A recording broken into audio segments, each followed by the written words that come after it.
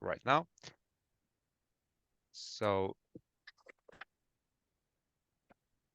okay, I think it is recording now. Did you Great. get the message that says so? Yeah. Okay, great. Super. Okay, everybody good. Okay, well, thank you for inviting me. I'm delighted to be here, so to speak. I wish I was flying into John Lennon Airport, but I guess you'll have to do with having me come to you from Brooklyn. I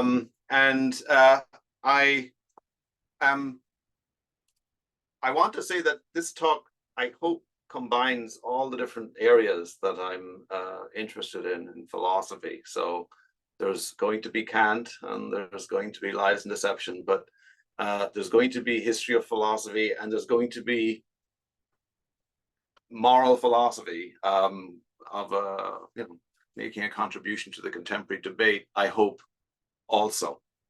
And I realize my title actually is about where this is going and what we do at the end of the presentation. There's going to be a journey that we take until we get to Kant and the ethical duty not to lie. But that is where we are going, and that is what I want us to come away with today from the talk. So I believe that it's necessary to give a plan,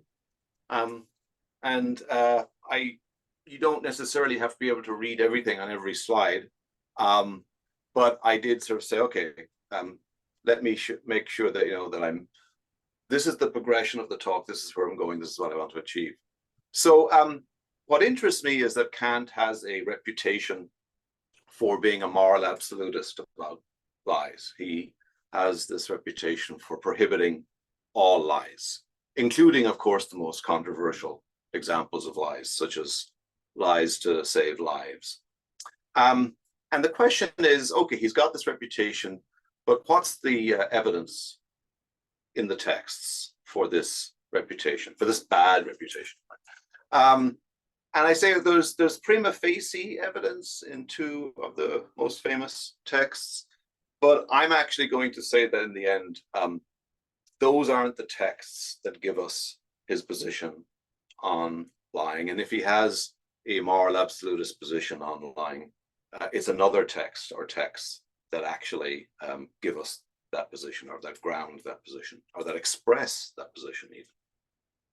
Now, in order to eventually explain his final position on lies, and what I will say is his particular version of moral absolutism about lying, I'm going to look at some other varieties of moral absolutism about lying, and I'm actually going to go in the opposite to a chronological order. I'm going to go backwards from more recent to oldest versions of moral absolutism about lying. And with those varieties, we then are going to ask, okay, so we have these varieties in which version or kind does Kant endorse, or does he endorse any of them? And I'm going to say there's prima facie evidence in some things that he says that he endorses one or other of those positions, but in the end, he has his own position, and the major published works give us the pieces that we can put together to eventually get his final position late in his career, supporting moral absolutism about lying. So I'm going to look at the groundwork. I'm going to say the groundwork is actually not giving us his final position on lying. It gives us a piece. I'm going to look at the famous supposed right to lie text. Tell us that gives us certainly a lot more, but still not all of it. And then I'm going to turn to, in the end, the Doctrine of Virtue, and say the Doctrine of Virtue actually gives us the ethical duty not to lie. And that is, in fact, going to be his moral absolutism about lies. It will incorporate the other pieces, but that's where you actually get it. And that's the text that I think is often least consulted by people, or at least understood by people. And it's a very complex text. I can understand why. But it's not the text where he talks about the murderer at the door and so forth. And then I'm going to try to sketch an argument that I think is in Kant for the ethical duty not to lie in the Doctrine of Virtue. I've called it a sketch so that people don't say that it's horribly bad. But I've called it an argument in case people really like it, and then it's an argument. And then I'm going to diagramize, as I've done throughout, I'm going to diagramize at the very end what I take to be Kant's moral absolutist position about lying. So that's the plan, and I hope we get to every single part of it inside the time allotted. Okay, so first of all, bad reputation. So he has this reputation for holding the position, the moral absolutism about lying, which I sometimes just call mal. Makes it sound less threatening maybe, but all lies are morally wrong. It's never morally permissible to lie, right? And I quote from W.D. Ross, always good for a quote. He says, if, as almost all moralists except Kant are agreed, and as most plain men think, it is sometimes right to tell a lie, ... right? So Kant is singled out for being the kind of crazy person who believes that all lying is wrong. And other people writing in articles, some years ago now, but still, what they say is not in some sense completely dated. Matson says there's repellent fanaticism in what Kant writes about lies. And Peyton says, well, he was clearly suffering from bad temper in his old age when he wrote most of that stuff about lies. And Bernard Williams says he gets hysterical in writing about lies and what the liar is or does. But what worries me more than people accusing him of being hysterical or being a fanatic or being bad-tempered is the effect it actually has on people who are doing their best to teach and understand Kant's moral philosophy more generally, and especially with respect to exposing it to people who haven't been spending all this time reading Kant and other philosophers, but who come to him sort of fresh and find out about his position on lies. So Hofmeister says, some philosophical textbooks give such prominence to the Kantian view of the lie that the rest of Kant's ethics is either overshadowed or ignored, or summarily dismissed as inseparable from this obviously impossible notion. Now, many of those same philosophers are very critical of Kant on lies. It's not that they support his position, but they don't like the way that one position or that one argument or those texts have overshadowed all the rest. And I'm certainly in agreement that they shouldn't overshadow all the rest, but unlike them, I tend to be more sympathetic to the actual position and the arguments when they're determined. Okay, so this is the bad reputation, and one of the problems with having this bad reputation for Kant scholars and for moral philosophy more generally. We're depriving ourselves perhaps of Kant's moral philosophy if we dismiss him for this absolutism. So what is the prima facie evidence? What are the texts that prima facie support this moral absolutist position? Well, the most notorious text is, of course, the late text on a supposed right to lie from Love of Humanity, where Kant is asked about the case of the murderer comes to your house, asks you as your friend, hiding there, and the answer he gives is that you cannot lie to the murderer at the door, and he says there that to be truthful, honest in all declarations is a sacred command of reason, prescribing unconditionally, right? But also, many people, both undergraduates and members of the public who are interested in finding out about his moral philosophy, they often come first to the Groundwork. And in the Groundwork of Metaphysics of Morals, 12 years earlier, he says something that seems also to be a universal prohibition against lying. Everyone must grant that a law, if it is to hold morally, that is, as a ground of an obligation, must carry with it absolute necessity. That, for example, the command, thou shalt not lie, does not hold only for human beings, as if other rational beings did not have to heed it, and so with all other moral laws properly so called. So that seems to be laying down that thou shalt not lie is a moral requirement, a moral rule, a command of reason, not just for human beings, but for all rational beings. So all those aliens out there in Alpha Centauri, they also have to obey the law, thou shalt not lie. So those seem to be, grounds for supporting the view that he does have the absolute position. However, I'm going to try to say that we shouldn't actually see these as the grounds in the end, that there are grounds elsewhere, supported by those texts, but the grounds ultimately are elsewhere. And before I get to outlining his position in the Doctrine of Virtue, I'm going to suggest that there's actually several different options that somebody who wants to support this absolutist position can adopt. And this is where I said I'm trying to do some work that's not just, I mean, it may be history, but it's not just Kant history, because I'm interested independently in these arguments for these positions and whether they're any good. And so I'm going to ask your indulgence to look at some arguments for moral absolutism from other philosophers before we get to looking at what Kant argues. So I've actually tried to give them names to identify them, separate them out. The first one I've called weak moral absolutism about lying. We'll get to that soon. It's supposed to be less than somehow completely restrictive. There's narrow moral absolutism about lying, which is supposed to limit the class of what can be counted or called lies and only prohibit them. And then there's wide moral absolutism, which is unforgiving in deeming all lies to be wrong, and also which is wide rather than narrow and not restricting as to what gets classified as a lie. Okay, so first, now this is where I said that I might have slides that are very crowded with text. I like to read the text and I like to share the text, but in a presentation, I don't expect people to read through the entire text. So William Whewell, this is from 1845, The Elements of Morality. He has a position where he self-identifies as a moral absolutist about lying. He says that we must not lie. I'm reading the parts in red, if you can see those. We must not lie as a rule of duty.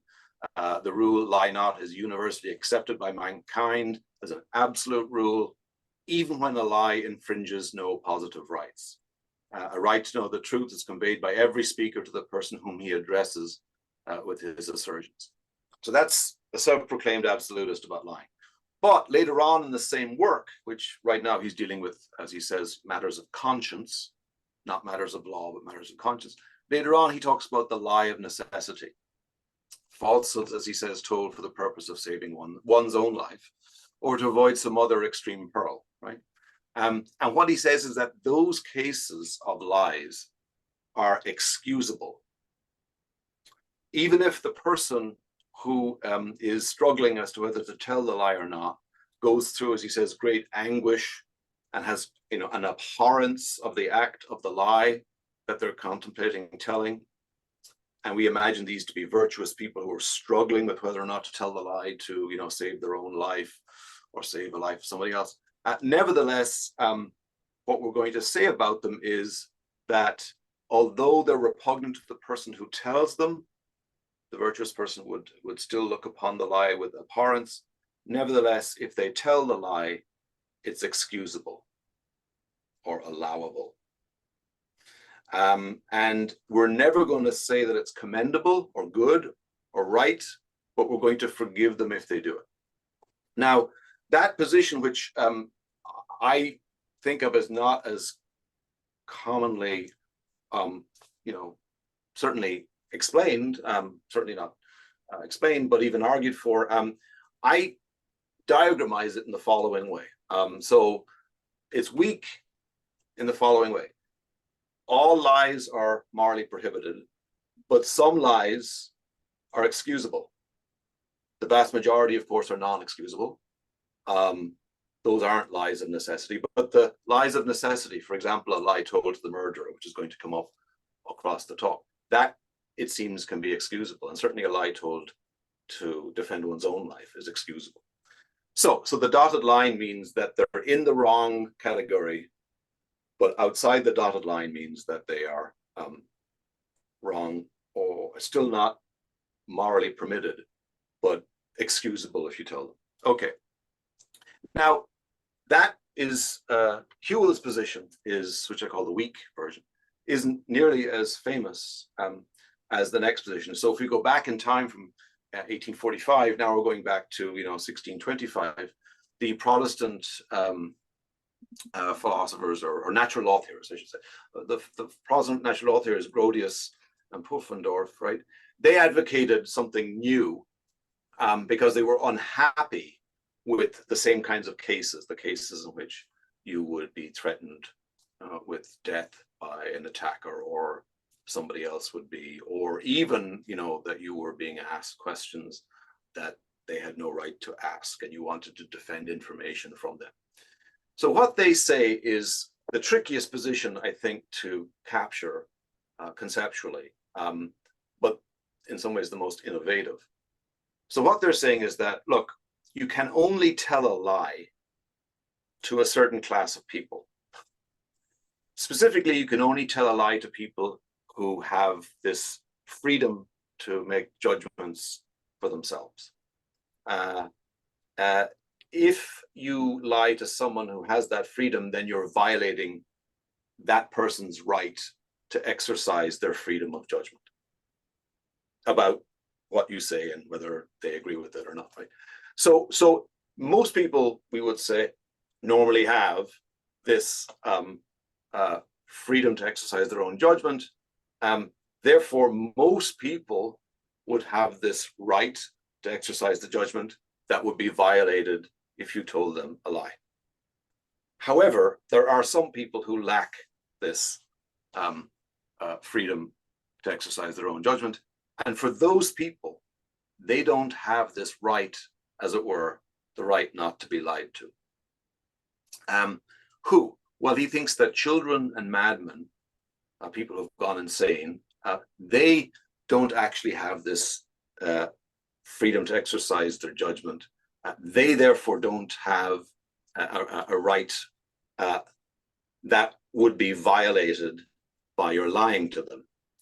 So what this comes to is that if you were to utter a falsehood to a child or to a madman, it would actually fail to be a lie.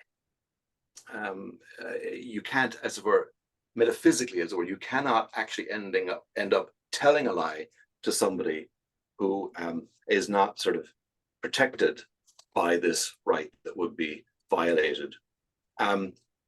You can tell them untruths. Now, for the madman and the children case, this might not have been as big of a deal.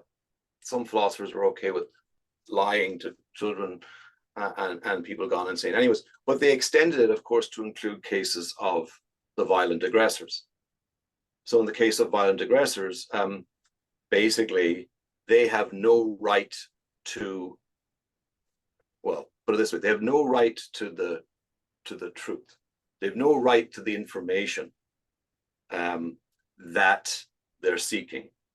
And because they have no right to this information, because they are not credited with having this freedom of judgment, it turns out to be the case that you are not going to be able to violate their right with your untruth.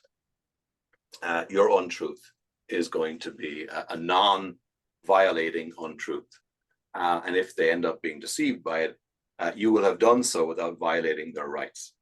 So they tie what it means to be a lie to a rights violation. The right not to be lied to, or the right to the truth. They tie the lie to that, and they say that on falsehoods told to people who lack that right are just that. And a prohibition on all lying will not prohibit such cases of falsehoods. I call them falsehoods. Sometimes the word will be falsiloquium in the Latin.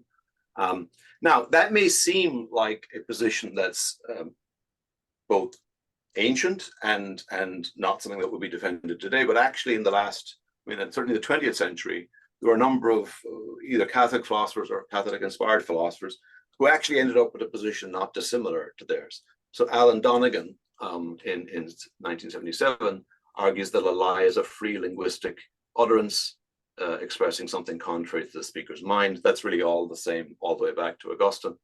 And then he says it's not possible to lie to a would-be murderer. So his view is that in circumstances of coercion, the sort of conditions for telling a lie have been removed or undermined or taken away.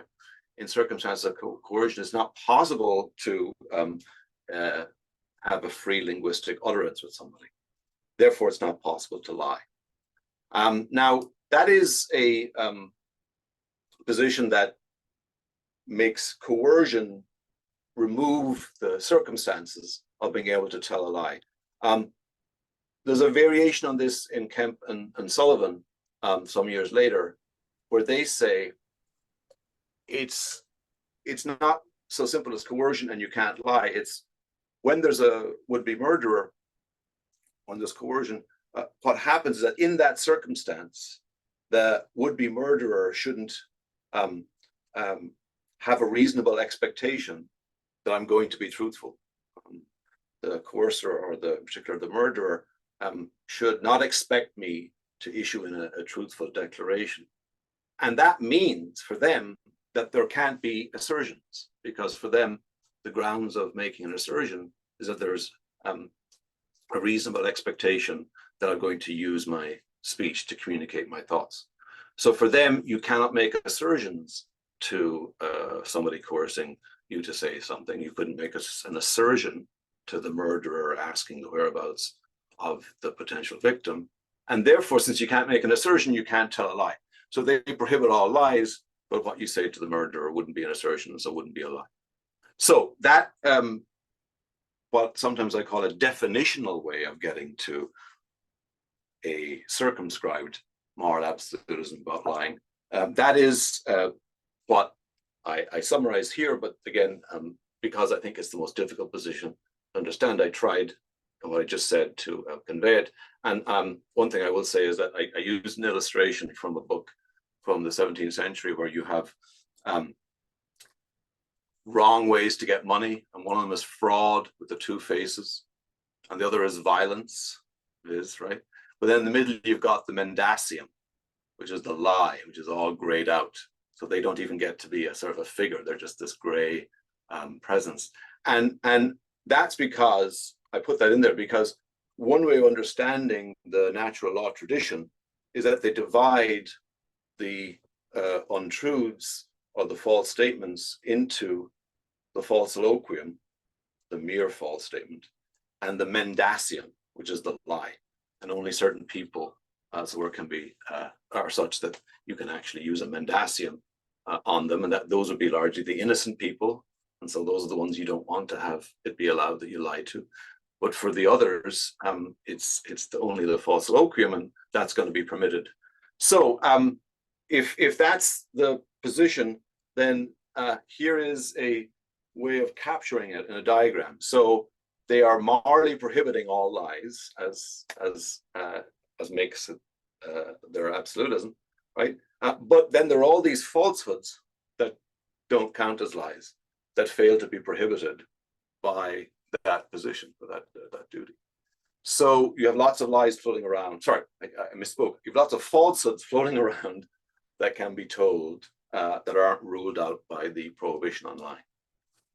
So that's what I call the narrow or definitional way of getting to moral absolutism, is by defining a lie in certain ways. But as we've seen, it's adopted by some recent moral philosophers as well as by the 17th century natural law theorists. Okay, we're going back in time. So now we're going to go back to all the way back to 395, right, to St. Augustine.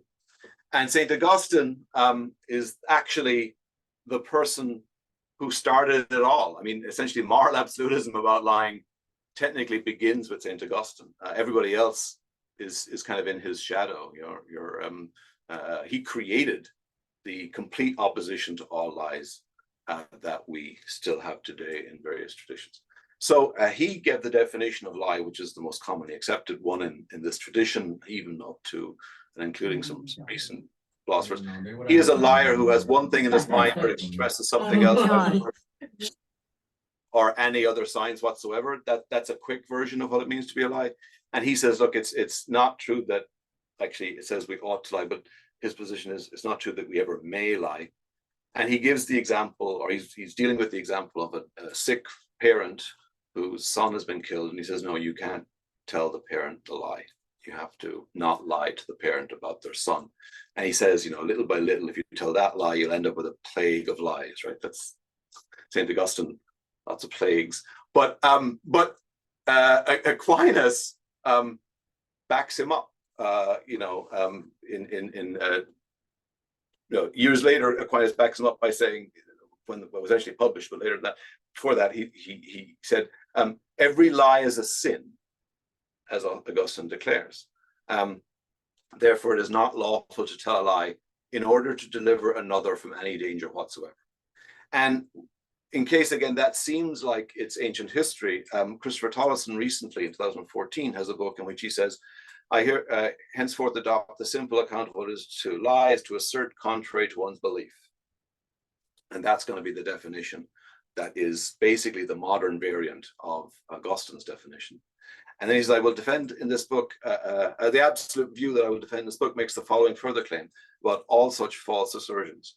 They are always and everywhere morally wrong, impermissible, and not to be done. So that is up to the minute, so to speak, with that version of moral absolutism. And this is much simpler to diagramize. It's basically, we don't have a restriction on the meaning of lie, except insofar as we exclude, jokes, ironic statements, and fictions. But basically, any untruthful assertion whatsoever is a lie. It doesn't have to be a rights violation. And no lies are forgivable, right? They're all wrong, including lies to the murderer. Now, it is true that they rank lies. So there is a variation on, being more sympathetic to the wrong act, but still, even if they're venial sins rather than mortal sins, right? So lies told to help people who are in danger from being killed, even if those are venial sins as lies go, and not mortal sins like lying to advance your own power or lying about God, right? Even if there's a division between the venial and the mortal sins, still they're all wrong, and they don't claim that those are sort of in themselves forgivable as lies. They're all wrong, and you would have to seek meetings with your priests and so on and so forth, seek God's grace if you told any of those lies whatsoever. So this is therefore my way of presenting. Here are the three options. There may be others, but at least I think these are conceptually distinct. There's weak moral absolutism, which is where all lies are wrong, but some lies are excusable. There's narrow, which is all lies are wrong, but some falsehoods, are not lies. And then there's wide moral absolutism about lying, which is all lies are wrong, and we don't restrict the meaning of being a lie, except insofar as we don't want jokes, novels, and so on. So of those three options, which one should we be attributing to Kant? Now, I'm going to argue in the end that Kant has a version, maybe no surprise, a version of the third option.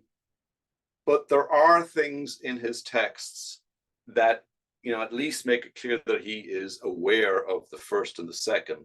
And there are things in certain texts that support a version of the second in a limited way, until eventually we get the position which I take to be his final position in ethics, which is the wide absolutism, indeed wider than number 3 here. So it's kind of a fourth or a wider version again of the third. Okay, so this textual support of a limited kind for the weak absolutism about lying in the reflections. These are not published works. These are, notes that he is making. He says a lie born of necessity, right? So he's thinking about the necessary lie may well be excused, but it cannot be justified. And again, in the lectures that he gave to students, I had him here at the lectern in the image, right? A human being must not lie, even if thereby he could preserve his life. In a case of necessity too, lying cannot be justified, though it can be forgiven, even if in and of itself it cannot be justified, just so that we don't we don't start driving a truck through that loophole, as it were. So these are statements, but these are only in the lectures and in the reflections. They're not in the published works. In the lectures, there is more support because it occurs more often for the narrow version of moral absolutism. So I'm going to read this longer quote, but in these lectures in the 1770s, taken by Kaler, he says, I can also, however, commit a falsiloquium. Remember that mendacium versus falsiloquium? So the mendacium is the lie and the falsiloquium is just the falsehood. When my intent is to hide my intentions from the other, and he can also presume that I shall do so. So in a situation which he might presume that I'm not going to be truthful with him, what I'm going to say to him, if it's false, it's a falsiloquium. Since his own purpose is to make wrongful use of the truth. If an enemy, for example, takes me by the throat and demands to know where my money is kept, I can hide the information here, since he means to misuse the truth. That is, still no mendacium, for the other knows that I shall withhold the information, and that he has no right whatsoever to demand the truth from me. So that seems to be making the, lies are the mendacium, falsehoods are the falsiloquium, and when I'm being aggressed, what I say, if it's false, is a falsiloquium, not a mendacium. So, but these are the lectures. Again, even if the lectures are better than the reflections for supporting his views, these are still the lectures and not the mature views. So what is it that we should look to get the actual final position on lies? Well, the groundwork I gave as one of the textual supports, prima facie anyways, and I'm going to try to argue, and this is going to be the most uncomfortable part of the talk because I love the groundwork and would never want to say anything critical of the groundwork, but I don't believe that the groundwork gives us the basis for Kant's absolutism about lies. And the reason for this is something that Kant says that essentially is inconsistent or with his later work. So I'm going to try and soften the blow a bit. Okay, so in the groundwork, very famously, I assume most people are aware at least of this much about Kant. He says in the groundwork, section 2, that he's going to divide up duties into duties to ourselves and duties to others. In ethics, now we're talking. In ethics, we're going to divide up duties into duties to ourselves and duties to others, and then ethical duties that are perfect and ethical duties that are imperfect, okay? And then he says, and he gives the famous example about the lying promise to obtain a loan. I'm going to read just the part in red. When I believe myself to be in need of money, I shall borrow money and promise to repay it, even though I know that it will never happen. So that's the example. And these examples are supposed to illustrate certain kinds of ethical duties. And he's already said that he's introducing 4 kinds of duties, and one of them is the perfect ethical duty to others. So it seems that if this is number 2 on the list, this should be an example of a perfect ethical duty to others. What's the problem? There is no such perfect ethical duty to others in Kant's entire corpus. The, as it were, suggestion of this here, with the example of the lie, is either a duty that's been abandoned or it was never supposed to be. And or Kant changed his mind. I think that what's happening is, although he says he's giving these examples, and though he talks about 4 kinds of ethical duties, he says in a footnote, here one must duly note that I reserve the division of duties entirely for my future metaphysics of morals. So maybe we shouldn't take the statement about the kinds of ethical duties so seriously as to pin him down to that particular ethical duty to others not to lie. Maybe we shouldn't do that. And here's another reason for thinking that maybe we shouldn't do that specifically about that particular ethical duty to others not to lie, because when he discusses that same supposed perfect ethical duty to others not to lie, when he discovers that more generally, talks about that later on, he says the following, that when we look at the example of the lying promise and why we end up being unable to make it if we universalize it, and how we treat people as a mere means if we lie to them to get money, right? He says, the conflict, well, I'm going to read from about the middle of this paragraph. This conflict with the principles of other human beings can be seen more distinctly if one introduces examples of attacks on the freedom and property of others. For then it is clear that the transgressor of the rights of human beings is disposed to make use of the person of others merely as a means. So this is the only part in the groundwork where he starts to talk about transgressing rights. Now that's beyond the ethics. That's his philosophy of law or his philosophy of right. So he drops this little hint in about how this is on the way to the rights. Well, how about we go back to that promise to obtain a loan?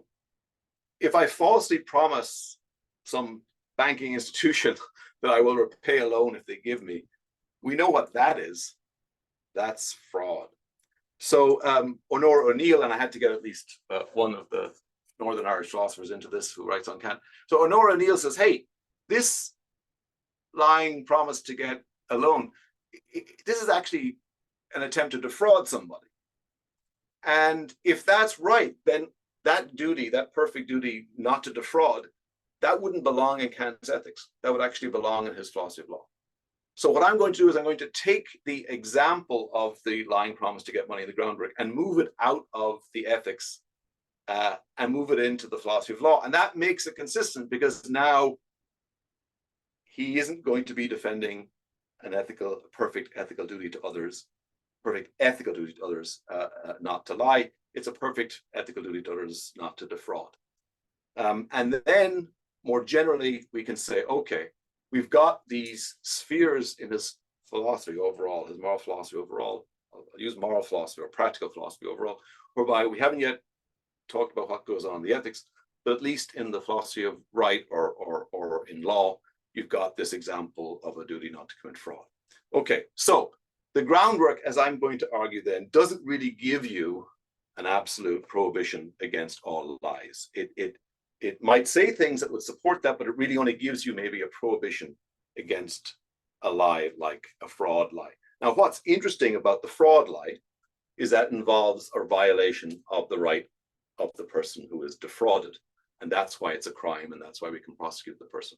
So what I'm going to say now is, if we don't use the groundwork as the basis for this larger duty, and certainly if we don't use the groundwork as the basis for a complete ban on all lies, in virtue of that one example, we can say that, okay, where is it that he has some duty that would prohibit lies more broadly than the fraud case? And so what I'm going to say is that if you jump from the groundwork of 85 to the Doctrine of Right in 1797, in January, suddenly you get a very wide duty, but again, limited in its restriction to lies that violate rights. So it's not just fraud, it's all such cases, perjury and everything would be covered. And he says, in the Doctrine of Right, an intentional untruth is called a lie only if it violates another's right. And again, the only kind of untruth we want to call a lie in the sense bearing upon rights is the one that directly infringes upon another's right. So in the Doctrine of Right, he actually gives you not just a single example, but this is basically the prohibition. It's against all of these lies where it violates another's right. Now you're thinking, wait a second, isn't that the Grotius and Pufendorf, the natural law position? Well, yeah, but this is because he's talking about the philosophy of law or right. So what we can say is, in this work, we get, in this later work, we get a broader duty not to lie, but still it's cashed out as not to utter falsehoods that violate another person's right or that harms another person. So it's obviously it's a set rather than an example from the groundwork, but as a set is still restricted to cases of untruths or falsehoods that violate the right of the person who is told the untruth. So that's 1797. Now this talk becomes a bit of a thriller, because that happens in January 1797, the book comes out. And then, of course, later in that year, Benjamin Constant, the French, Geneva-born French moral political philosopher, writes this tract. And in the middle of the tract, he says the following: the moral principle is the duty to tell the truth would, if taken unconditionally and singly, make any society impossible. We have proof of this in the very direct consequences drawn from this principle by a German philosopher who goes so far as to maintain that it would be a crime to lie to a murderer who asked us whether a friend of ours whom he's pursuing has taken refuge in our house. Now, in the sort of tragedy of errors that happens next, he doesn't name Kant. The editor who translates this into German footnotes Kant. He says, well, Michaelis of Göttingen did put forward this extraordinary opinion, but the author himself has told me that this is Kant. Now, Kant says, well, I don't remember ever saying that, but, or he says, no, he says, I said it, but I can't remember where I said it. He never said it, but still he rises the occasion to defend the position that it would be a crime to lie to a murderer who's pursuing your friend. So in later in the same year, then he publishes his response.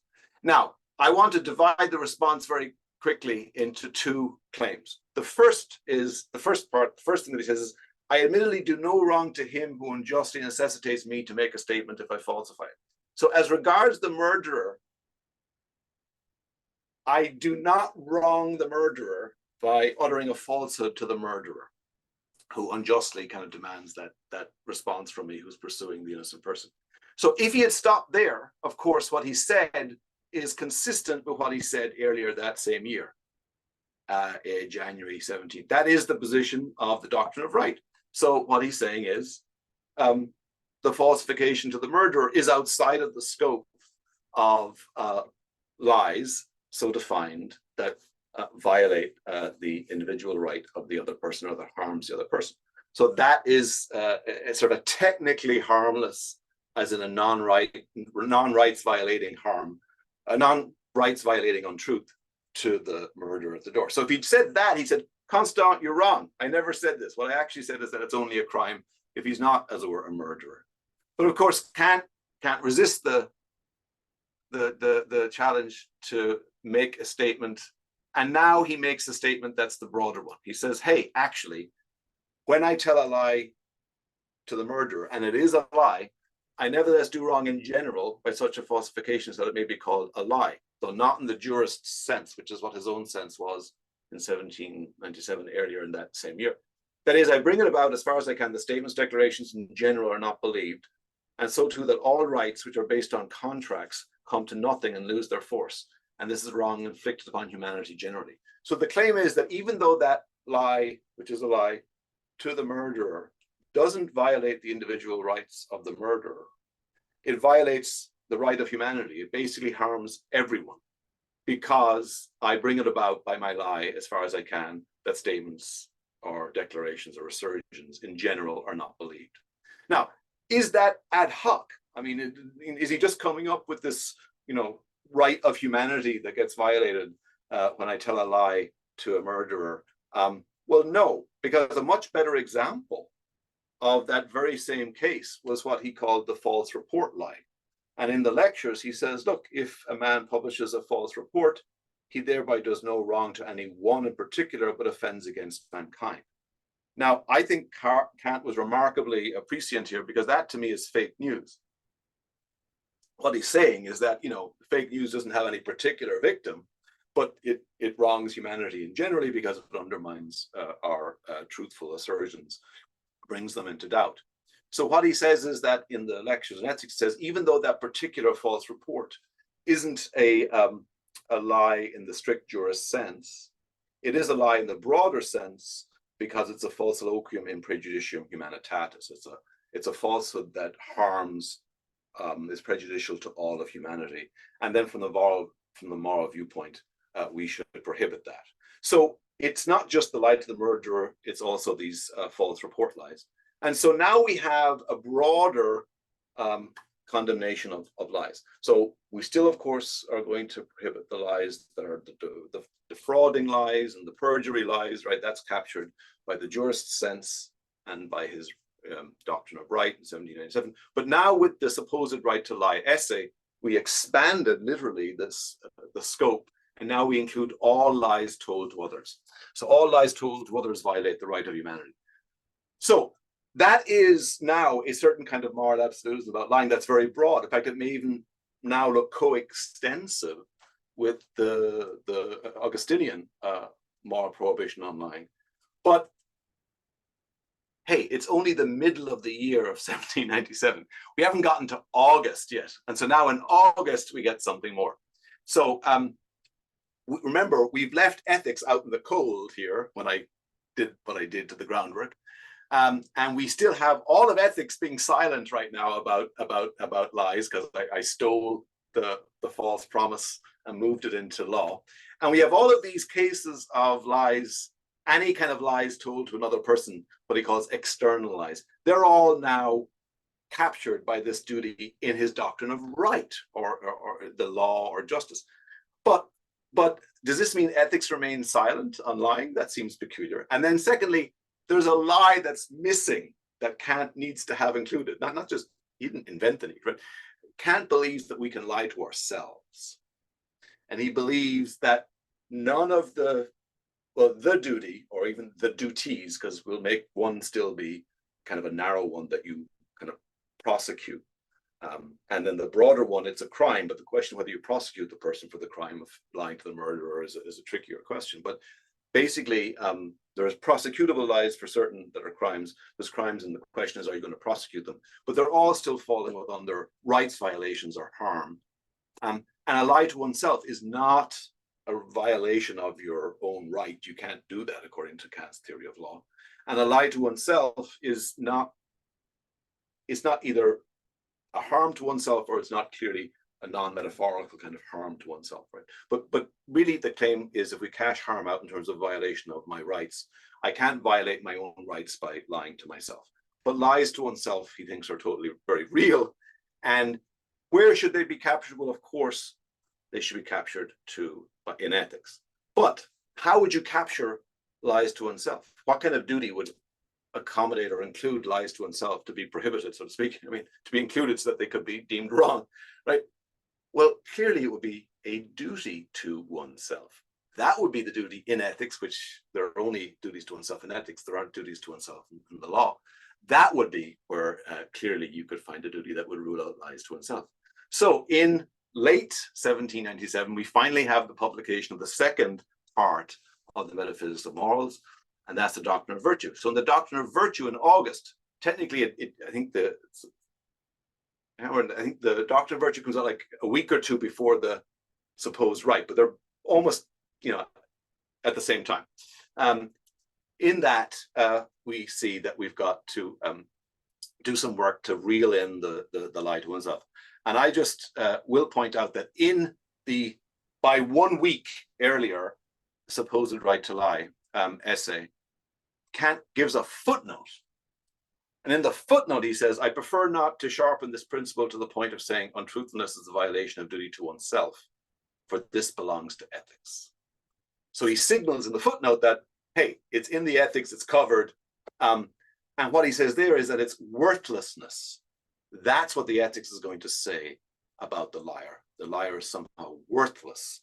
But also, the liar brings the reproach upon himself or herself of being worthless, as it were, in his own eyes. So he just gives you the tease that it's going to be about worthlessness. Okay, so now final part of the Sorry, today. James, I'll just, Wait. you're about 46, 47 minutes in. 46, Feel okay. free to wrap up. Yeah. Okay, wrap up. Or Okay. says, So, go as long as you like. Right. So here is now his claim is that he's going to say in the Doctrine of Virtue, he's going to give the argument from ethics that lying is basically very broadly understood. It's going to be understood as any intentional untruth. And that's something that you can tell to yourself, but any intentional truth, so as broad as possible. And then he has the argument, and this is where I'm going to have to very quickly give it, and I apologize because, this is an argument that could be the entire talk, but I wanted to place it in the context of, when we're getting to this last slide after this, this is what I take to be the argument in the Doctrine of Virtue. It's very hard to understand. It's very complicated. I'm not even the best person. There are others who have tried. But very, very quickly, here's what I think we can do. We want an ethical argument that will rule out all lies, including lies to oneself. And here's my best attempt. Okay, so we're nearly done. So whenever I lie, I declare what I don't believe to be true. If I lie to another person, I don't declare what I believe to be true. If I lie to myself, I don't declare what I don't believe to be true. I declare what I don't believe to be true. So declarations can be to oneself or to others. When I lie to another person, I treat the other person as a mere means to my ends. I treat the other person as a mere thing, not a person. That is what the groundwork argument is supposed to establish. But even a mere thing has the property of being serviceable or useful. And as he says, a human being who does not himself believe what he tells another has even less worth than if he were a mere thing. for a thing because there's something real and given has the property of being serviceable, that another can put it to some use.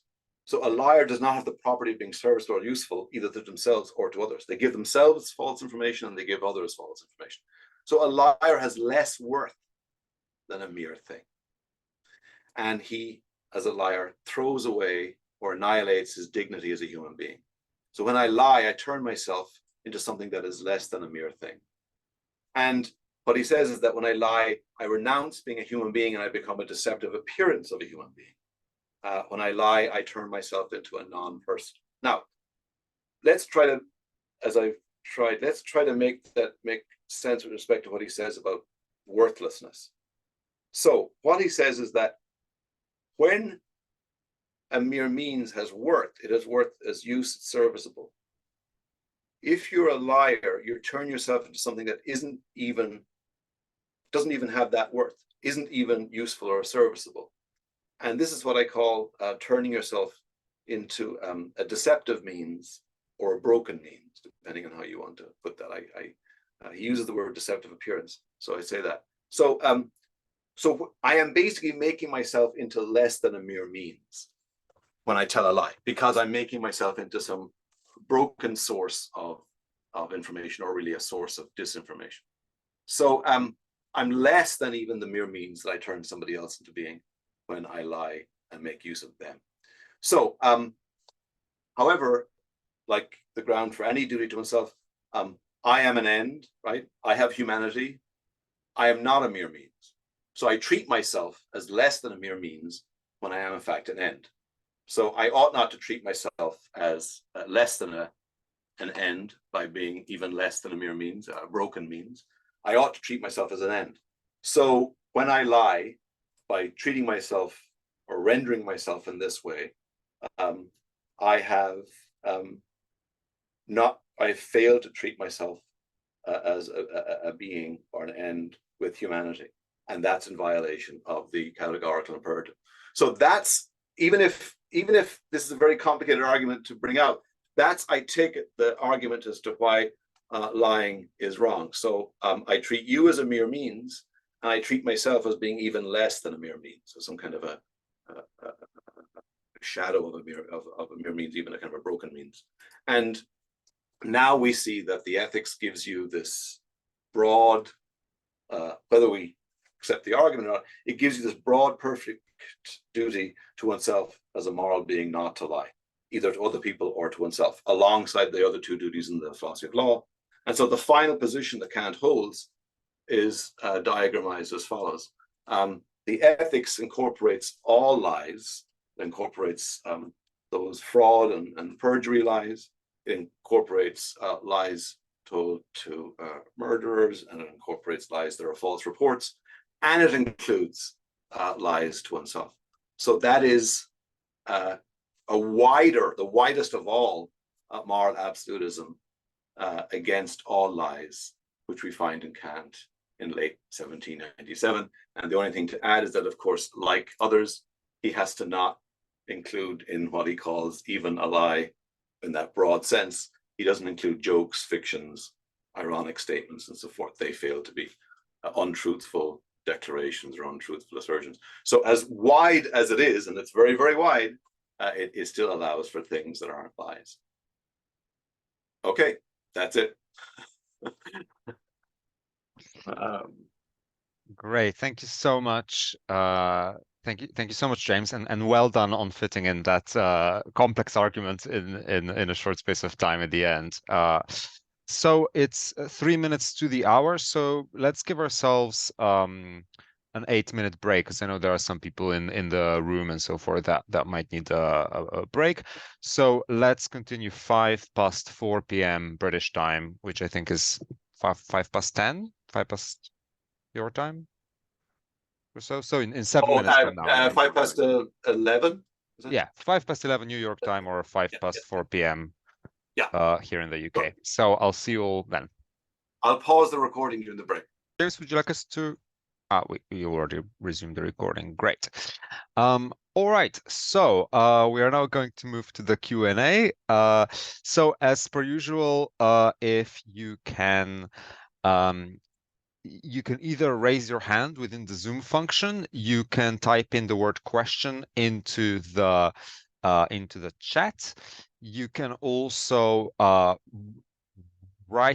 type out your question and send it to the chat, or send it to me, and I will read it out in case you're not in a position to speak. And then we have a couple of people in the seminar room where there might be multiple of you asking a question, in which case, Gilly, if you can just type in question or raise a hand, you can do that multiple times, and I will come to you and you can tell me who is writing the question. Thank you. Okay, great. So who would like to get us rolling? Ian. Yes, thanks for the talk. About lying to yourself. Suppose that I believe X, and then by some probably false means, I end up believing not X. I convince myself that not X. I then say not X. Am I then lying? Because I'm actually faithfully reproducing what is now in my head, even though before it wasn't the opposite was in my head, and by some devious self-deceptive means, I managed to get to not X. And so you're not lying. As you've presented it, you're not lying, because a lie is about what you assert as or at the moment of believing or not believing what you believe. So there can be time slices, you can change your views, but if at the very moment that you are making your assertion, you believe what you're saying to be true, or at the very least, you don't believe it to be false, right? I mean, I'm not lying to anyone else, because you're not lying to yourself in my head. But have I lied to myself? No. By changing X to not X? No, you haven't lied to yourself, because the lie to yourself is the mirror image of the lie to others there. It is an untruthful self-declaration at that moment that you believe something that you don't, or you don't believe something that you do. So the two examples that Kant gives are somebody who lies about believing in God, and they're not a believer, but they tell themselves that they believe.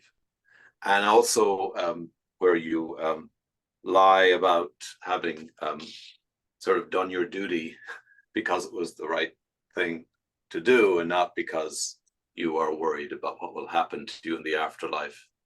And if you really did it because you're worried about the possibility of what happens to you in the afterlife, then you're lying to yourself about your motives. So that's at the moment that, I mean, you might later on, if you go through the Pascalian journey, you might become a believer in God, and then it wouldn't be a lie to yourself. But at that earlier stage when you don't believe, that's when you're lying to yourself. But if you did believe later on, right? So this would be whatever you're, from believing, not believing to believing. If at the moment at which you believed in God, you said that I believe in God, then you're not lying then. And if you were to admit to your own atheism in the original, then you wouldn't be lying then. But if you're an atheist and you tell yourself you're a believer, at that moment you're lying to yourself. But in that moment, it's tied to that assertion at that moment and what you believe at that moment. All right. So I had a question from Lucia in the chat, and then I'll move on to the hands. So the first question that Lucia has posted, she's working from her phone, so that's why I'm reading it out. Says, when considering lying to oneself, what model of the self does Kant have in mind? Who is lying to whom? Yeah, and I want to confess, I mean, so I'm doing my best to try to capture what I think Kant is saying here. He doesn't always give us enough, but here is an answer that helps me with Kant on this point. There are many people who argue that, and we're talking lies to oneself, there are variations on this, bad faith, etc. But What I take it to be the case is that Kant, interestingly, structures or models lies to oneself on lies to others. He actually has the same sort of idea that there's a division or split. And therefore, he talks about an inner judge or an inner audience that you tell your lie to yourself to. So he does the splitting of the self in a sense. And I don't know if we get in the text enough detail on that. But the model structurally for a lie to yourself is that it has two. I think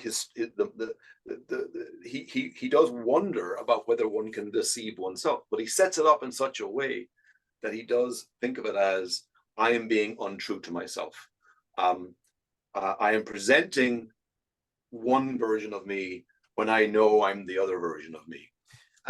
But he doesn't give us enough detail for philosophers working on, self-deception as to how that works. And many philosophers would deny that this is a kind of a reality. But my point is just, he structures lies to oneself as lies to others. And to do that, he divides up the self into something like an audience and a declarer.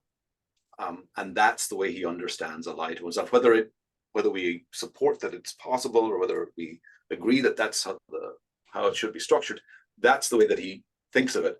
Hence, he's not being incoherent in his own account to take the possibility of a lie to oneself seriously. But that's about the best I can do. It's not necessarily a defense, but it's an explanation of why he thinks it's possible. Okay, thank you. I'll move on to Bob Brecher, and I'll return to a second question later.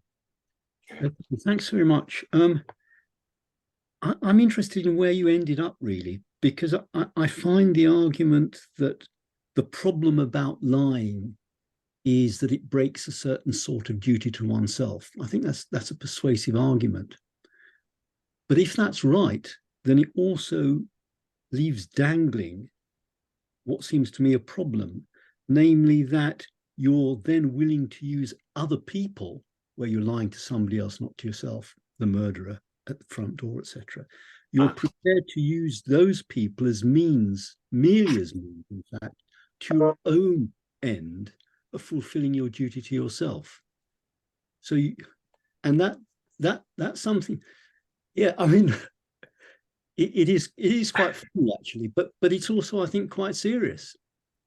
Well, thank you for that, and thanks to all these questions that are being very helpful in making me think about, where this has to go and how it has to be filled in. But thank you for your question for the following reason. I realize that in ending, I may not have stated this as explicitly as I should. So my understanding of Kant on lies is that when you lie to somebody else, you're kind of doing two things. So when you're lying to somebody else, to use the groundwork argument that we're familiar with, you are making use of the other person as a mere means or thing for your own projects, right? You lie to them because you want to get money. You lie to them that you'll pay them. I'll pay you Tuesday for a hamburger today, right? So you're making use of them as a mere means to your projects. That is prohibited. And then also you're turning yourself into something less than a thing when you lie to them. And that's prohibited. So every lie to somebody else is both a violation of a duty to oneself and it's a violation of a duty to them. And then the lie to oneself is only a violation of a duty to oneself.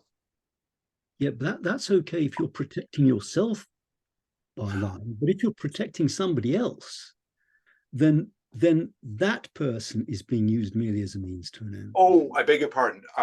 Well, I want to be clear. Is the person who's being used merely as a means, is that the murderer or is that my friend? Because your friend who's about to be murdered. Fair enough. Kant would not say that I'm using somebody else as a mere means to my own kind of, I don't know. No, he wouldn't. Moral purity or something like that, right? That I'm using him to sort of achieve my goal of following and obeying the categorical imperative. No, he would not say that. He would say that the conditions for how I treat you as an end and not as a mere means, the conditions are that I treat you as an end and I treat myself as an end. And in this unfortunate circumstance, and we could talk about what else you could do with the murderer, but in this unfortunate circumstance, the way to treat you as an end is either blocked or is only available as at least avoiding lying. And the way to treat myself as an end, again, is either blocked or except for not lying. And that's how I treat myself as an end. And that's how I treat you as an end. And that's technically, if you want to get into it, about the murderer, but he's not as concerned about the murderer here because he knows at least you're lying to yourself. So he knows at least that you're treating yourself in a certain way that you shouldn't when you lie to the murderer. No, I'm sure you're right about Kant. It's just that the more I think about it, the more implausible he gets, which I regret enormously, because on the whole, a lot of it I agree with. So I just thought I'd find out. But I've said enough. Thank you. Thank you. Kabir Gupta? Hi, yes. Thank you so much for your talk. This was really illuminating. But I think my question is kind of in a very similar line to Mr. Brecher's, except I was thinking about it more from the duty angle, because don't you have some sort of duty to your friend to, you know, help save their life or whatever, which I suppose is more of an imperfect than a perfect duty now that I'm saying it out loud, but because here it's your inaction that's sort of going to implicate them. But it feels, I mean, what would Kant say to that, like where you're in such a situation where you know, you have a friend and you could tell a lie and save him, but that would also be immoral? Right. Well, so I did not, in virtue of the scope of the talk to get to the eventual you know, Doctrine of Virtue, I didn't go back and go through the arguments for lies to others and why they're ruled out in the Groundwork, where he clearly gives arguments that we can invoke more generally. But in general, across Kant's moral philosophy, right, as you pointed out, he has perfect and imperfect duties. Now, strictly speaking, all the duties of law or right there are no imperfect legal duties. So they're just duties. You can call them perfect, but of course there's no imperfect. But in ethics, of course, you have perfect and imperfect duties. Now, the condition for being an imperfect duty is that it cannot be something that requires you to act against a perfect duty. That there sort of, it's built in, as it were, to being an imperfect duty, that it fails to be a ground to act against a perfect duty. So although you have a duty of beneficence to help others in need when you can, and whether or not that is the same as having a duty of emergency help, I mean, I think that in Kant there isn't a specific duty of emergency help, there's just a duty of beneficence. There are various things that one cannot do in order to help. Now, we all know the ones that we cannot do to help my friend. I can't steal from other people to help my friend. I can't kill other people to help my friend. And this is going to be no different, except for the fact that we think, well, or at least the argument has gone, well, you know, hasn't the murderer in some sense forfeited their right to sort of my treating them as an end? Well, no. In ethics, human beings can try to sort of self-forfeit their status as ends, but me as a person who's observing myself as an end and everybody else as an end, I cannot do something that would treat someone else as a mere means in order to be supporting my friend whom I'm treating as an end. So the way that I treat you as an end is to go about my life observing everybody and myself as an end. And in this particular situation, the claim is that I can't do that except, I mean, the options available to me are the only option available to me, it seems, is the lie, and that's treating somebody as a mere means. And so that's not an option available to me. So he would not allow for a conflict between two perfect duties, the perfect duty not to tell a lie and the perfect duty to help somebody else who is in need. Now, I will add one thing, which I know if I say this will make everybody throw up their hands and get upset with me.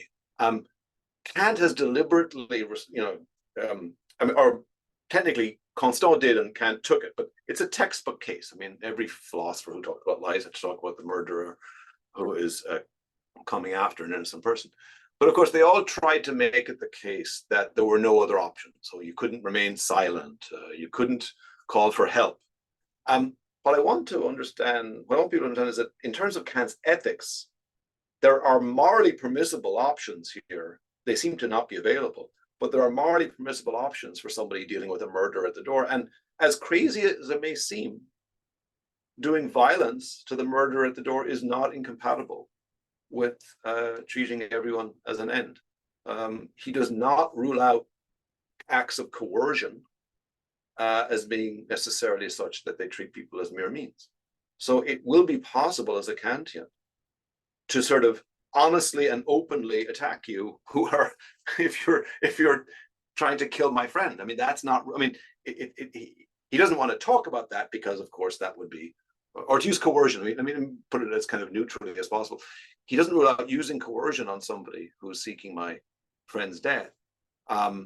That's going to be consistent. Coercion is consistent with treating you as an end, once we're careful about what it is I'm doing. So the problem is not that he doesn't have some options other than lies, is that by the very textbook example way it gets presented, all those options are ruled out. They're not ruled out morally, they're just ruled out causally. They're just not available as an actual matter in the example. And so you have to either not lie or lie. Even silence isn't going to do the trick. And so that's the kind of unfortunate nature of the example, but then he bites the bullet and says, yeah, if I really don't have any of these other coercive options, distraction options aren't available to me. If the only thing I can do is lie or not lie, then not lie. Daniel, and then I'll go to Lucia and then back to Kabir. Well, thank you very much indeed, James. That was really tremendous. I wanted to ask a question about the long argument in the presentation. I wonder if you could put it back up. And while you put it back up, I've got a very quick other question, which is simply this. Have you ever come across anybody that has taken the stronger position that even when other options are available, you have to tell the truth? So not merely don't lie, but always tell the truth. Have you ever come across anybody, a philosopher that says that? That is really interesting. I think that it might be Fichte who would argue that for him, the lie doesn't even occur as a possibility. He thinks that you're showing your immoral nature were you to consider a lie and then decide that it wouldn't be the right thing to do. So so maybe Fichte is that. I'm not sure that I've read somebody who said, I mean, depends how broadly you make those options, right? I'm going to share again. Yes, please. If you make the option be, I mean, okay, so you're talking about some kind of imperative to tell the truth, even if I could be silent, even if I could talk about nonsense, even if I could, turn around and, in other words, that I would choose to tell the murderer the truth above almost everything else. I don't know that I've heard of somebody going that far, that I should sort of choose being truthful over everything else that I could do, including arresting the murderer. So yeah, I that would be such a monistic, single-minded devotee to sharing the truth that I think Kant would have a problem with that, because that sounds like some kind of duty to be candid. And Kant doesn't have a duty to be candid. He thinks that candor is actually something that we need to avoid for very important reasons a lot of the time, because we can be taken advantage of and so forth. So I don't know anybody who almost certainly, if there was somebody out there, it would probably be a more religiously motivated philosopher concerned with truth. But yeah, but good, that's interesting. I can send you an example if you want of a bit there of Protestant polemic, but not a philosopher though. Okay. Yeah. I was thinking of going through my list, Yeah. Okay, the question I wanted to ask, thank you for that. The question I wanted to ask about the sketch of the argument was this. Can this, on the face of it, this sketch could be fitted into different conceptions of what it is to tell a lie. So, for example, sentence 1, whenever I lie, I declare what I don't believe to be true. On the face of it, somebody could take an even broader account than Kant does of what a lie is, so including fictions and jokes, things like that, and say, well, look, when I read a bedtime story to my child, I declare what I don't believe to be true. Therefore, all this argument goes for saying you shouldn't read fiction to anybody or anything like that. Right. And then the other half of the question is, could in fact it work with a narrower definition of a lie? So you cut out 1 to 3, start at number 4. Yeah. The Grotius might say, when I lie to another person, I treat another person, that other person, a mere means to my end, and all the rest of it follow. But Grotius runs this just with the much narrower conception of a lie with which he's working. Would you agree that the sketch could fit either of those? Okay, that's really good. Let me answer, as they say, in reverse order, because I think I have a faster one for Grotius. The question about the natural law theorists is whether,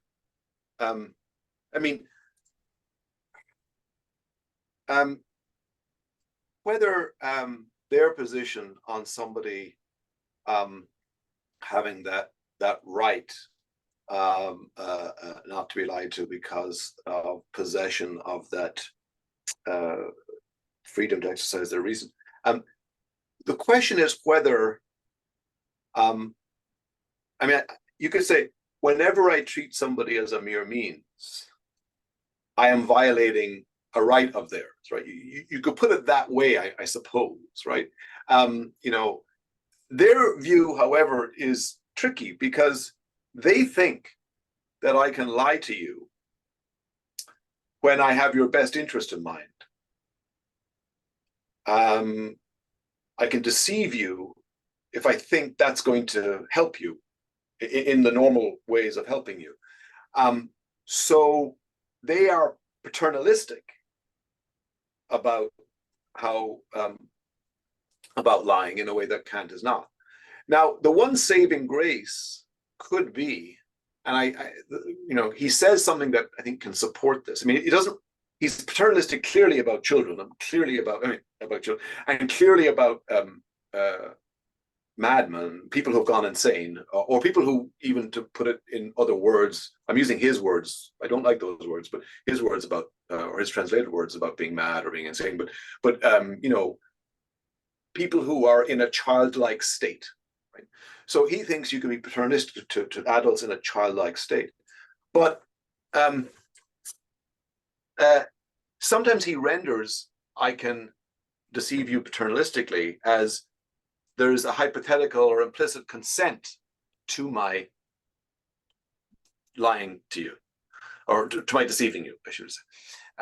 So if that's true, then he would bring back, in some sense, your almost your agency, because really I'm only lying to you because you've given me your permission or agreement to lie to you.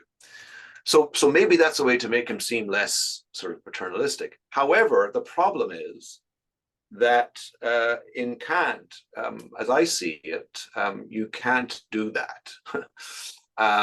You can't have a hypothetical agreement to being lied to, because a hypothetical agreement to being lied to has to really mean that you would consent to be lied to, and Kant believes you can't consent to be lied to, and it's wrong to consent to be lied to. So Kant rules out consenting to be lied to, either as an impossibility or as something that's morally repugnant. And so that would make them divide out. Grotius and co remain paternalistic about lying to people, and Kant refuses to be anything but autonomous. And so I don't see how they would end up having the same position on 4 in the end. So he thinks that I can lie to you and not treat you as a mere means, really, and Kant doesn't. Again, I think it's complicated when you get into consent, but I think that's a difference between them. But there's a bigger matter which I think is absolutely fine to ask, which is if it's the case that you have some argument for why it's wrong to lie to others and wrong to lie to yourself in ethics. Why can't that be appropriated by the natural law theorists more generally? And here's what I take to be Kant's reason why it's not the same. The natural law theorists and many philosophers are basically of the view that a lie is a harmful thing to others. And so their reason for restricting lies is all about harm, rights violations / harm. Kant is not. Kant defines ethics as not being about, in a sense, harm. Or certainly the duty to oneself as not being about harm. He doesn't think of harming oneself so much as treating oneself in a certain way. And if you can treat somebody as a mere means and kind of benefit them, then you could in some sense treat yourself as a broken means and maybe benefit yourself. So you wouldn't be harming yourself and lying to yourself. But Grotius and others based the prohibitions on harming. So there's a difference between the two that I don't know can be reconciled. And then about the premise one, and that's interesting. So I agree with you. If you were to extend what it means to be a lie so that it moved beyond assertion, and it included irony, it included jokes, it included fiction, right? Could you end up with an argument that would prohibit all of those? I guess you could, but it seems to me that without wanting to get into the actual debate too much, there's a difference between assertion and all the others in the following way. Kant thinks of assertion as testimony. Testimony is one of the ways that we gather information about the world. We can't know everything. We don't have the experience of everything, so we rely upon others. That's why the false report, which is the fake news, is so terrible. So Kant's view is that assertion is the means by which we gather information. And when I become a liar, I render myself a source of disinformation. I render myself no longer a source of information. I render myself as kind of tainted. What comes out is just going to be error after error after error. I know it's an error, but I'm going to generate errors for you. And so, so that's why he says I'm not useful as a liar. And I'm trying to figure out whether it would be true that I would be not useful in the same way if I were to be telling, being ironic or telling a fiction, because as I see it, those are not those things, unless we turn them into declarations, unless we turn them into assertions, those things are not sources of information about the world in the same way. I mean, people will be worried about what I say about novels not being a source of information about the world, but that's the way I see it. There may be a source in the sense of some things, but they're not a source of historical information. So if you extend, it might work that if I sort of rendered all of those things as being things that I shouldn't say, because I would render myself worse than a thing. I would render myself as a source of error by reading fairy tales to kids and by telling jokes. Then yeah, maybe if you were to say there people could possibly be. People could be innocently misled by my stories or innocently misled by my jokes, and so maybe then I become this broken source. So maybe you could go down that road, but Kant does want to differentiate between assertion as the source of information and other things which aren't supposed to be informative. Thanks so much. Thank you. Great. Lucia, your second question, I see you've kind of set up a screen there, so maybe you want to ask it yourself? Oh. And should I stop sharing? I did that for Daniel. That was the only thing. Yeah. So yeah, I think you can stop sharing, but Lucia, actually, we can't hear you. So I think maybe I should just read out your question. I can't hear you, unfortunately. Yeah. So Lucia's second question was, when rejecting the lying to the murderer as a solution to prevent harm, is this also an acknowledgement that the murderer questioning me has no unalienable right to obtaining any information from me, which, if truthfully given, will contribute to a possible harmful situation?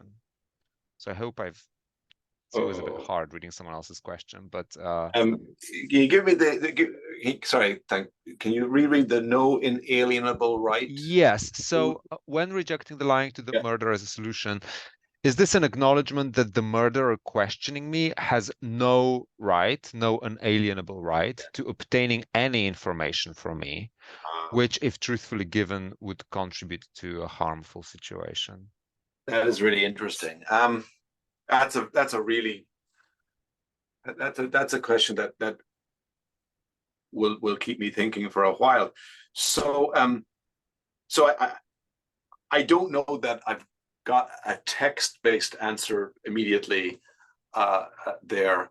I mean, one way of thinking about this is if the murderer is asking me the whereabouts of my friend, on the natural law theory view, that he or she is not entitled to that information, right?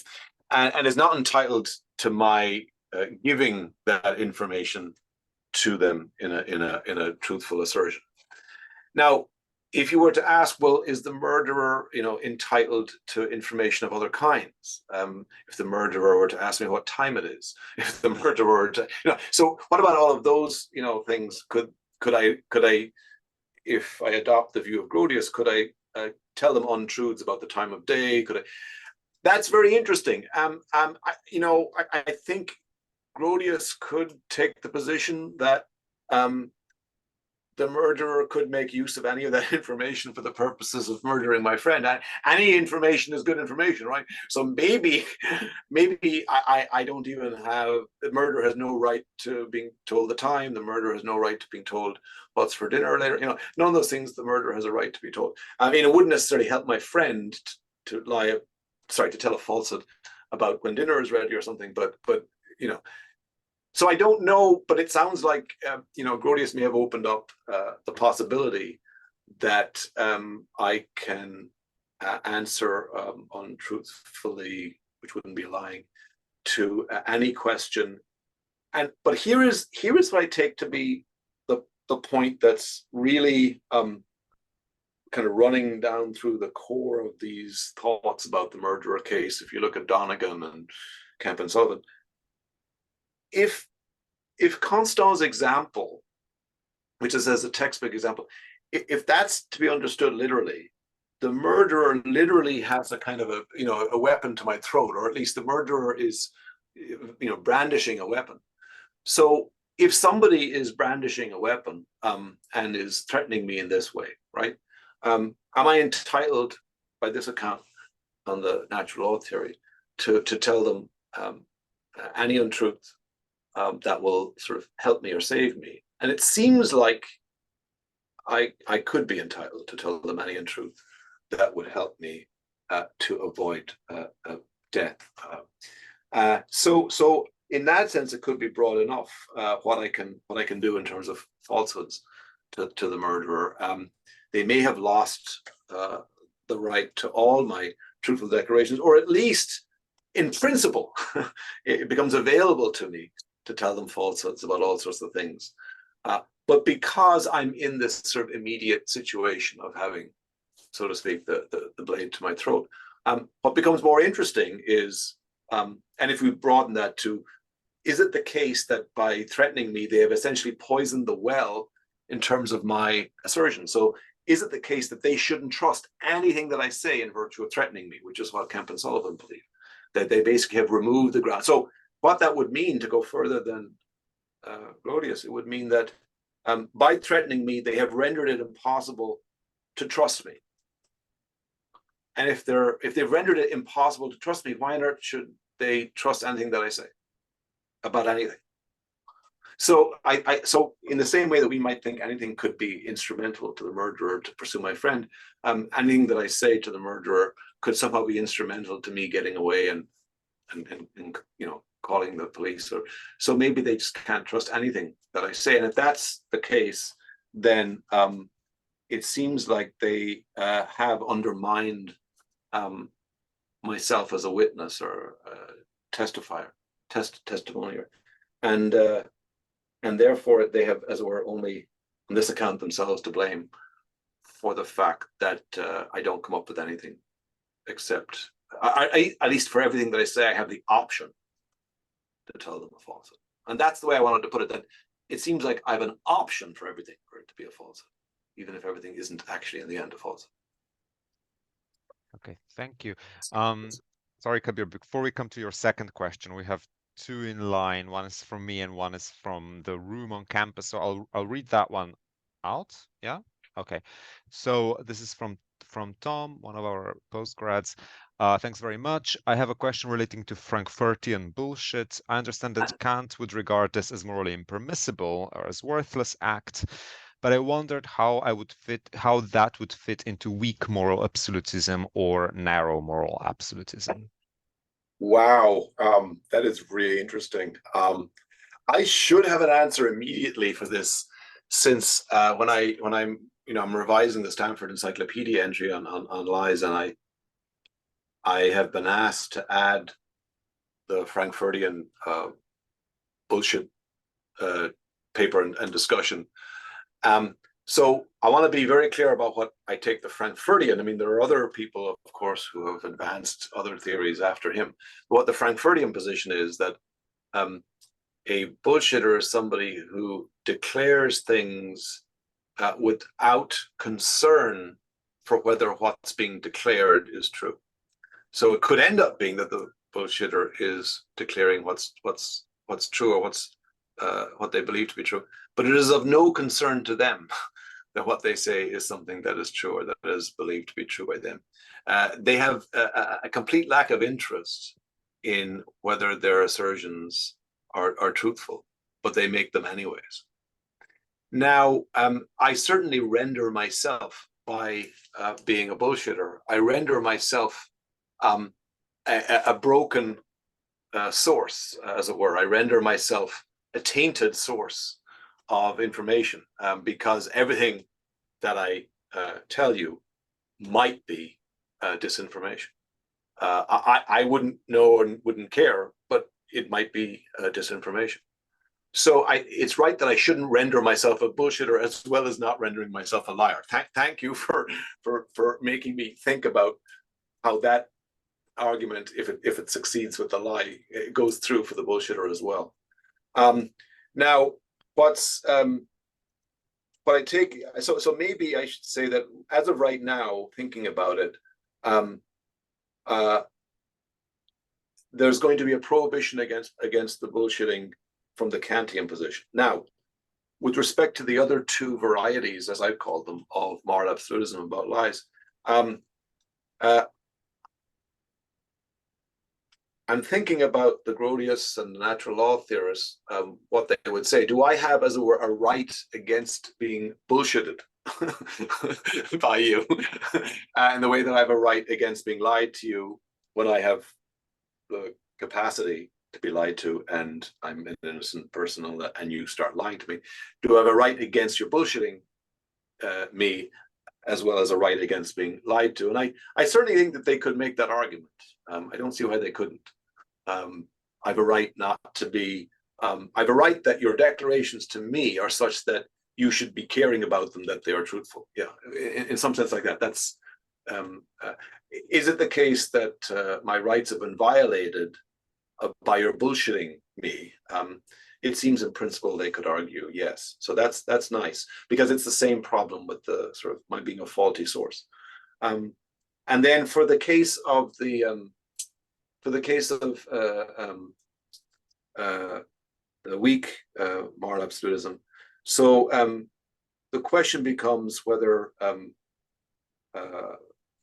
Whewell believes that the absolute rule applies to bullshit assertions as well as to lies, and there's a way to see that he might, yeah, sure, he wants to insist that you should be truthful if you're asserting. So I'm not concerned with being truthful if I'm a bullshitter. So yeah, so I'm doing something I shouldn't be. And then are there any cases where I'm dealing with somebody who's threatening my life and I bullshit my way out of it, something like that? And I think that he could, in the same way that he defends lies to save one's life, he could defend bullshitting to save one's life. I mean, imagine the murderer asked me a question is the library closing at 5?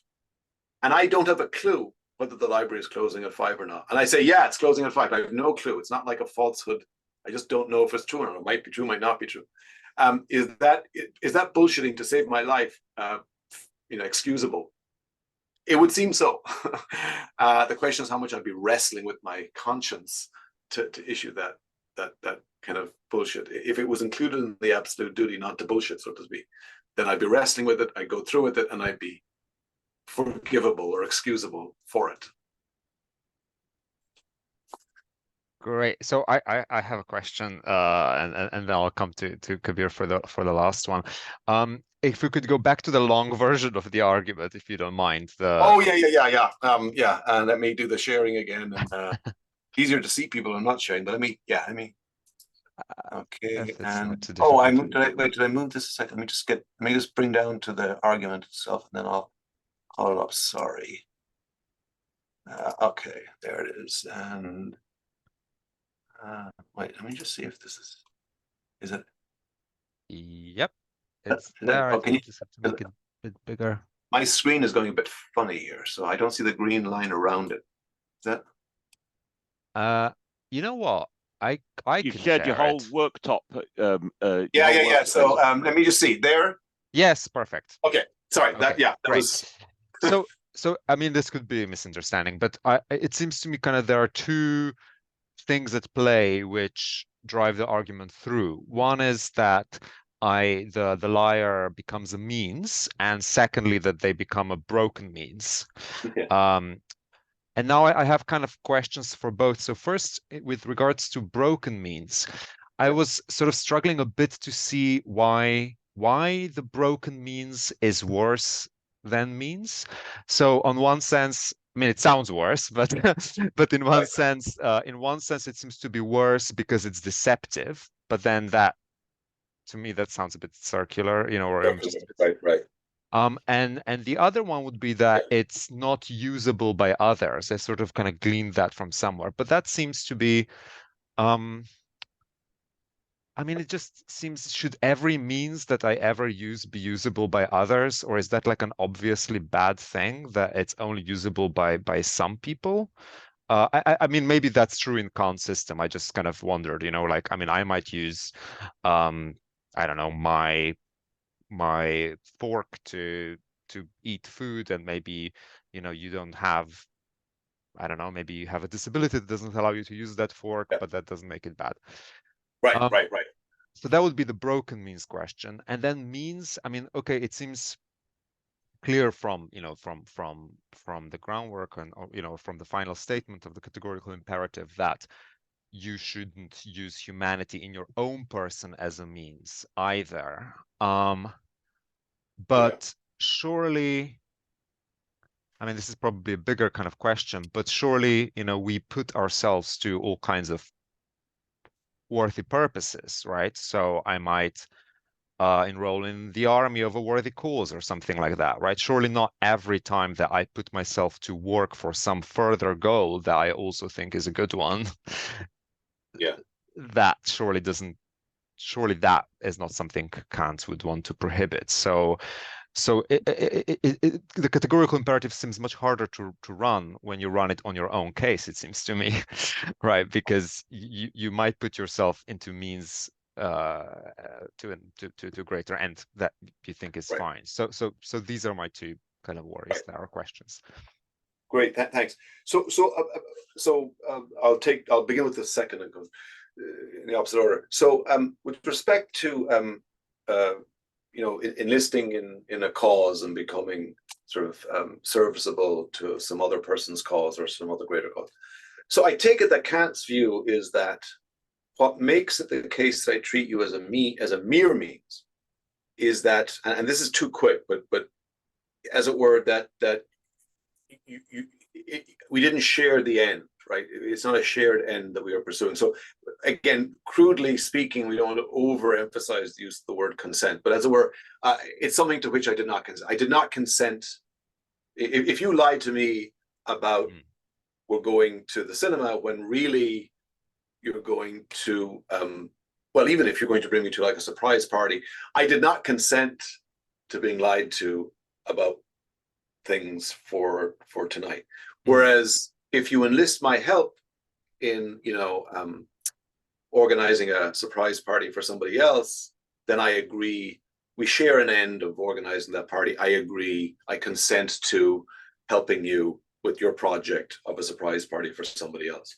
Yeah. Actually, that's not a great example, because if I think that a surprise party really is a deceptive, then I'm aiding you in a deceptive project. So maybe I shouldn't be a surprise party, just a regular party. Right? Party, yeah. So okay, so if I assist you and any number of people, and any number of groups, any organizations with a project that they have with my consent, if I've entered into it willingly, then I am not a mere means. I may be a means, but I'm a consenting means. So I'm not a mere means. And the whole point about deception is that deception is not something that you consent to, according to Kant. And that's important. He doesn't allow for consent to being lied to in any shape or form, because that would render the wrongness of lying in some important way no longer there. And he doesn't obviously think that you consent to lie to yourself. That's the whole point. Your lying to yourself is in some sense without your consent. And that's why he thinks of it as also being that you shouldn't lie to yourself. So his view is that when I lie, you necessarily treat the other person as a mere means, i.e. they don't share in the project, they don't consent, they're not doing so willingly. So that's why he doesn't worry about joining up for a cause, because that's if I were what's the word, not gang pressed, if I were maybe, yes, that's right, if I wake up on the ship tossing on the waves and they've kidnapped me in the middle of the night, then I was treated as a mere means. Okay, so and then with respect to the broken sorry, James, can I just maybe I misunderstood, but isn't it the case here that you were arguing that the problem that you put up in this argument is not that I'm using the other person as a means, I'm using myself as a means, and that's what's bad. And I guess the I am using myself as a means to the purpose which I consent to, which is to deceive this person. So how can that be a problem? I consent to it, so that's right. I feel like. So I want to say, if the project were a project that were immoral, then I am not to consent to participate in that project. So I'm not to consent to participate in just war, a surprise party that's deceptive for the victim. So there, I'm still taking it that I have, if I refuse to engage in impermissible projects, and I only consent or agree to participate in permissible projects, then so long as it's a project that's permissible, it's going to be one which everybody who's touched by the project is treated as an end and not a mere means. So I still think that happens. What I'm trying to figure out is what it would mean for me to have the concern that I would treat, I mean, in a sense, what I'm saying is that gosh, this is tricky. In some way, if I treat somebody else, I mean, I treat, what happens is that I treat them as useful to me in some sense, unconsentingly. And then with respect to what happens when I lie to myself is that I kind of become unuseful to myself in a way, as I think of it. I become unreliable to myself about what I believe, what I think. And so I render myself, as I say, a kind of a broken, I render myself non-functional for the purpose of, knowing what I believe and getting information about what I think. And that's why it's the case that I am faulty to myself, as well as I become faulty to the person who's lied to.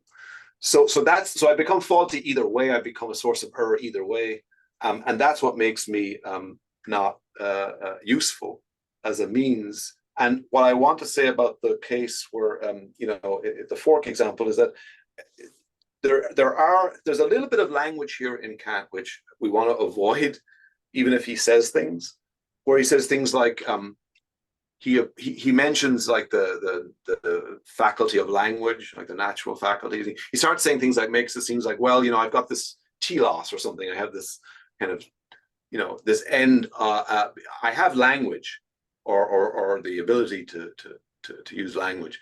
That means I have the ability to share knowledge and information.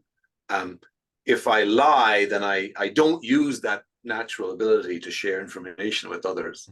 I kind of, my purpose or function would be to share information with my declarations, and now I pervert that, and I don't. I give disinformation. Now, we don't want to make that to be a kind of natural teleology argument. The wrongness is provided by, the natural function. That we can't make that is ought move.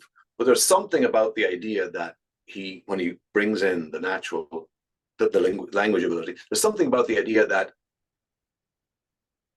there's something about becoming an unreliable source that makes the case that being a reliable source is in some sense the norm.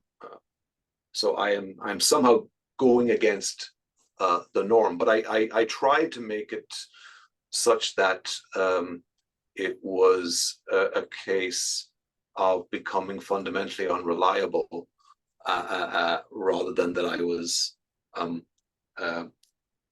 that there's a kind of a function I have to be telling you the truth, and I don't listen to that, and I go in my own direction, go rogue. It's something about how I sort of let my own self down, as well as you, when I'm not. And that's not supposed to be against a natural function background. Great, thank you.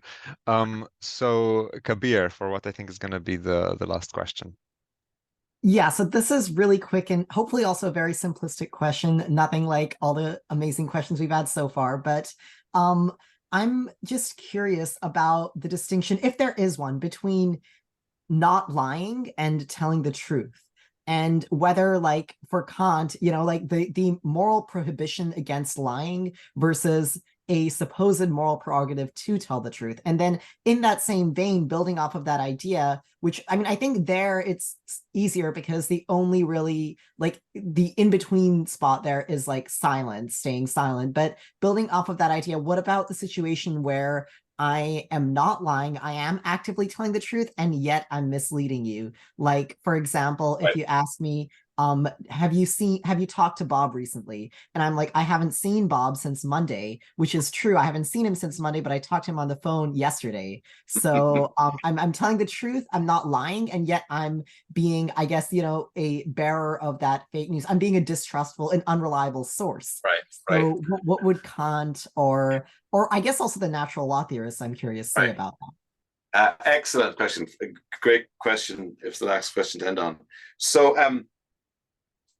the Kantian position, which you will hear people talk about it as though it's occupied by the space of Kant, right?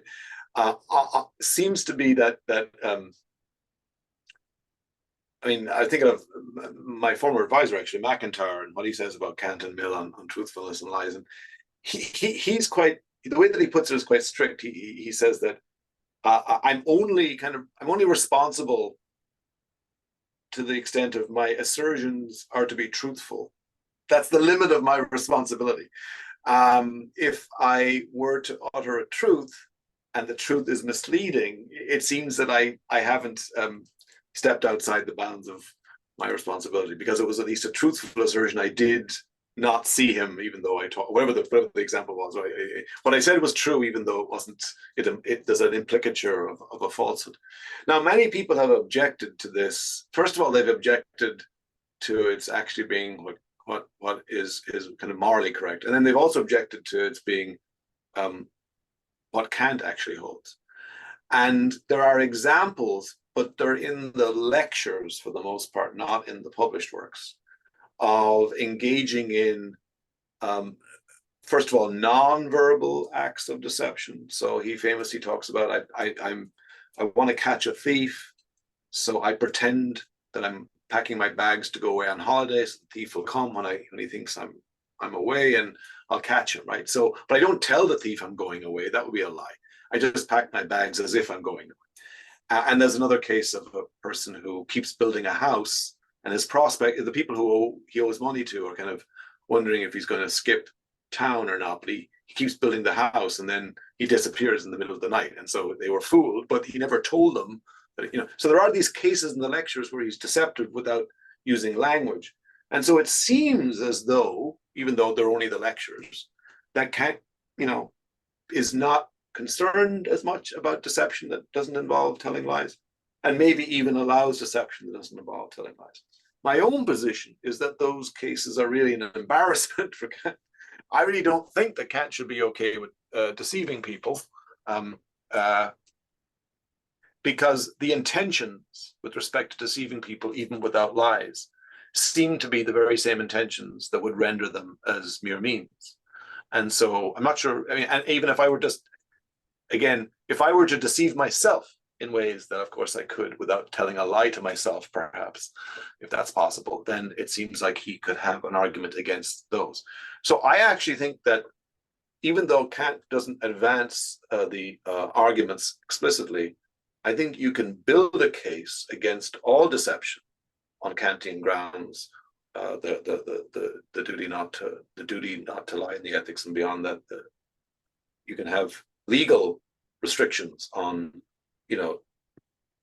truthful misleading. So I think that you can actually do all of the work that you want to do with the Kantian basis. But the worry is that if you go that route, I want to say there's one worry about that route that I do want to point out. What McIntyre did say, again, that I thought was interesting, and that others have said that I think is interesting, is that we have to be careful about making it seem like there's no difference between assertion and other forms of deception. Assertion is sort of privileged or special amongst all the others, all the other kinds of acts that we can engage in. It uses language, it uses symbols, we have to agree on the meanings, right? Things like that. So there may be something special about using language, A, and something even more special about asserting, B, that is not going to be the case. So it may be that assertions are always, lies, which are assertions, are always going to be worse kinds of deceptions, perhaps.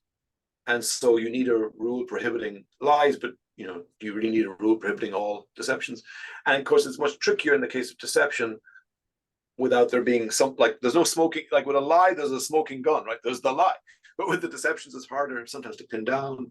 So, and then of course, I think there's some kinds of cases where it would be allowable for me not to share information, to keep secrets. And if you were to come up with false beliefs on the basis of my keeping secret or making true statements, it's not clear that I'm going to be responsible for those. So it won't be that all deception would be ruled out, but deception that I, in some sense, engender in you intentionally, that it seems could be prohibited, but it still wouldn't be prohibited to the extent of prohibiting lies, because assertions are, in the end, the means by which we share information and are able to live together in society. Not bodily movements, not smiles, and those aren't. And so they will always be have a privileged status, and will always be worse to use those. And the final point, sorry, there's a long answer, but the final point is, we've talked about it as though there's just a continuum of deception from lies all the way down to faking a limp and whatever. But philosophers have tried to say that because assertion is sort of different in kind, there's something about making use of language or assertion with falsehood that isn't clearly as much of a misuse, perhaps, as there is with ways of using my body and ways of behaving that are not, so clearly cases of misuse. So assertion as a thing, not just being a worse kind of thing to use to lie, but assertion as a thing may be such that it is more defined in terms of what it's supposed to be and do. Whereas, physical movements and things like that, smiling when I'm not happy and things like that, they aren't in that same way. So definitively structured. And so I think there will always be a line in Kant between those. But whether the other side of the line, that's deception without using lies, whether that can have a duty that prohibits it, is something that I'm interested in pursuing to finish, because something that I'm trying to write this semester is a chapter in a book coming out about Maria von Herbert and Kant. And what Maria von Herbert apparently did was she didn't tell her beloved something. She kept something back, but she didn't lie. And Kant responds by saying, well, you better not have lied. But of course, we all keep things back. And the problem is she's talking about the in-between. She's talking about allowing her beloved to have a false belief and continuing to have that false belief every day about her and being unable to live with that and deciding that she couldn't go through it any longer and telling him the truth. And Kant's moral philosophy doesn't give a clear enough answer to her case. And so we need to do the work of filling it in. Well, we'll have to leave at a tantalizing bit where we don't find out what her secret was, but well, the historical record of what the secret was is contested. So, in fact, nobody knows the true. I mean, we know the contours. Okay, I'll definitely have to buy that book now, James, when it comes out. Yeah, thank you so much for this talk and for your answers to the Q&A, and thanks everyone for attending. So you can find out more about the series on the website and the forthcoming talks. But yes, let us all thank James again for a fantastic talk. Thanks, guys. There we go. Thank you for all the questions. That's amazing. I'm so glad. I'm so glad I'm on sabbatical from being a dean that I can do this. This would not be possible otherwise. So thank you very much. Great. Thank you. Thank you. I'll